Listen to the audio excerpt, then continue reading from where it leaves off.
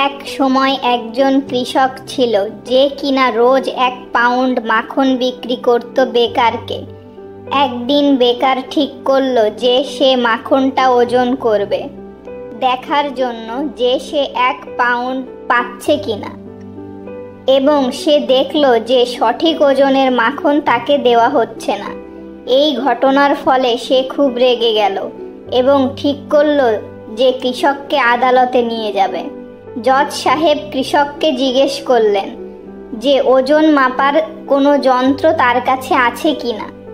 কৃষক উত্তরে বললেন, হে ধর্মাবতার, আমি প্রাচীন দিনের মানুষ, আমার কোনো নির্ধারিত পরিমাণ নেই, তবে আমার একটা দাঁড়িপাল্লা আছে। জজ সাহেব জিজ্ঞেস করলেন, তাহলে তুমি কি করে মাখনের ওজন মাপলে?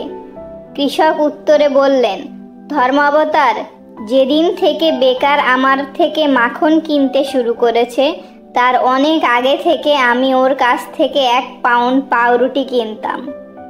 প্রতিদিন বেকার যখন পাউরুটিটা নিয়ে আসে আমি সেটা দাঁড়িপাল্লায় রেখে ওজন করি এবং ঠিক একই ওজনের মাখন ওকে দিয়ে দেই। তাহলে যদি কাউকে দোষী বলে প্রমাণ করতে হয় সেটা হলো বেকার। আমরা অন্যদের প্রতি যেরকম ব্যবহার করি নিজেদের জীবনে সেরকম ব্যবহার ফিরে পাই।